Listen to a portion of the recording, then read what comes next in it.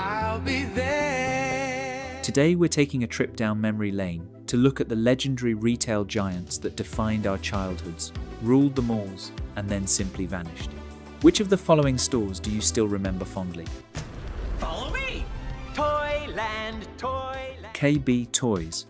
KB Toys was the ultimate mall destination for kids. They strategically placed battery-operated toys at the entrance, like flipping dogs and bubble machines, to lure you in. By the late 90s, they had over 1,300 locations. But as malls declined, giant retailers like Walmart began selling toys at massive discounts as loss leaders. Burdened by private equity debt and unable to compete on price, KB Toys liquidated in 2009. Circuit City. Famous for its storefronts shaped like giant red plugs, Circuit City was the premier destination for big-screen CRT TVs and car stereos. In 2007, management made a disastrous decision. They fired 3,400 of their most experienced, highest-paid sales associates to cut costs, replacing them with lower-paid, untrained staff. Customer service plummeted, shoppers fled to Best Buy, and Circuit City went under by early 2009. Radio Shack. Radio Shack was the ultimate neighborhood sanctuary for makers, hobbyists, and tech nerds long before tech was cool. If you were building a custom audio rig, fixing a broken walkie-talkie, or assembling a DIY alarm system, this was your mothership. The walls were lined with pegboards holding tiny, translucent plastic bags of capacitors, resistors, fuses, and soldering irons. And, of course, they were famous for carrying every single obscure adapter plug known to mankind. Then there was the bizarre checkout ritual.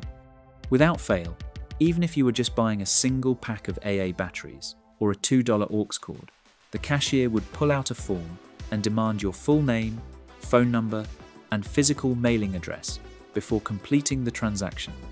Radio Shack's downfall was a slow-motion identity crisis.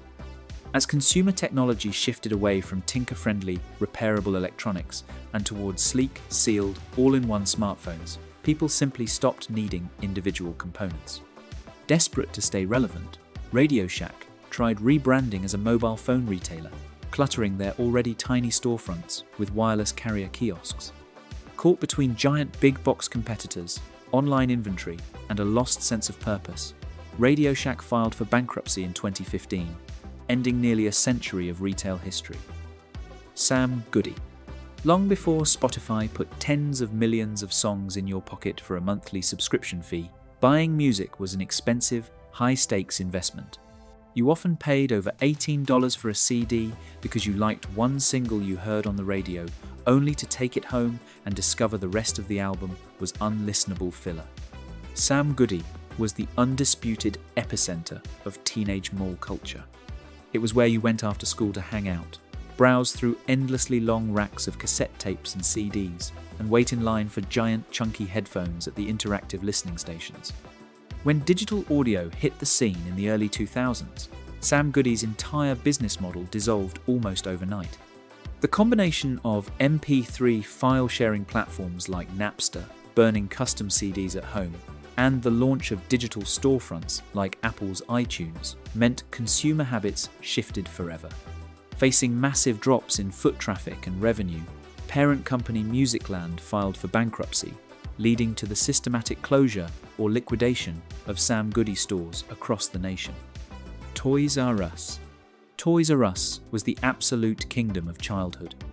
Geoffrey the Giraffe, endless aisles of action figures, and the massive wall of paper slips for video games made it an iconic experience. In 2005, a leveraged buyout loaded the company with over $5 billion in debt. Instead of investing in online retail or store upgrades, profits went toward paying interest. Crushed by debt and competition from Amazon, they filed for bankruptcy in 2017 and shuttered all their original US stores. However, in January 2019, the brand's global intellectual property was transferred to a new parent entity, True Kids. They set out on a major comeback strategy, partnering with Macy's to open over 400 store-within-a-store locations nationwide. On top of that, new standalone flagship locations began popping up, including a massive shop at the American Dream Complex in New Jersey. Walden Books and B. Dalton. Before Amazon, mall book chains like Walden Books and B. Dalton were dominant. They were small, cozy locations packed with paperbacks, magazines, and comic books. As big box stores like Barnes & Noble opened massive locations with cafes and online shopping took over, these smaller footprint mall bookstores became redundant, eventually closing down completely by 2011. Suncoast. Suncoast was the film lover's paradise in the mall. They carried obscure VHS tapes, laserdiscs, imported anime, and high-end movie collectibles you could not find anywhere else. However, they charged premium list prices, often $20 to $30 per movie. Once big box stores started selling DVDs for $10 and streaming emerged, Suncoast could not justify its high-price model and rapidly faded away. MediaPlay. MediaPlay attempted to be everything at once, a massive store combining books, music, movies, video games, and software under one roof. In the mid-90s, these giant warehouse stores were incredible to visit, but running massive, inventory-heavy locations made them vulnerable when category specialists and internet retailers eroded their margins, leading to total closure in 2006. BlockBuster Video. BlockBuster owned Friday nights. With over 9,000 stores at its peak, the ritual was sacred. Walking the aisles for an hour, praying a copy of Jurassic Park was behind the display box, and paying exorbitant late fees. In 2000, Netflix offered to sell itself to BlockBuster for $50 million. Executives laughed them out of the room. Netflix shifted to streaming, internet speeds caught up, and BlockBuster filed for bankruptcy in 2010. Warner Brothers Studio Store. Featuring a giant replica of the Marvin the Martian spaceship with interactive buttons for kids, the WB Studio Store was pure entertainment.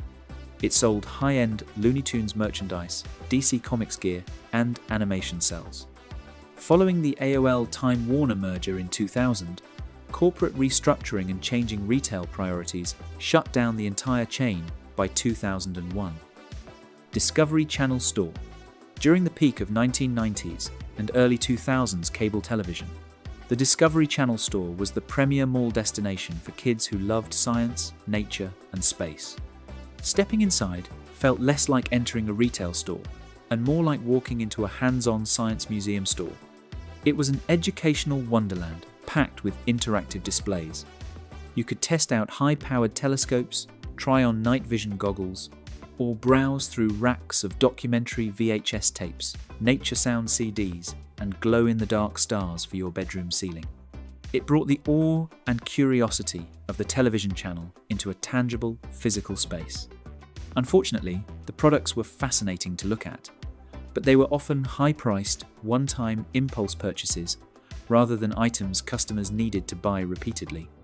As mall traffic began to shift and specialty niche retail hit a wall in the mid-2000s, high operating expenses forced the company to shutter all 103 of its standalone retail locations by 2007, shifting their remaining merchandise operations entirely online.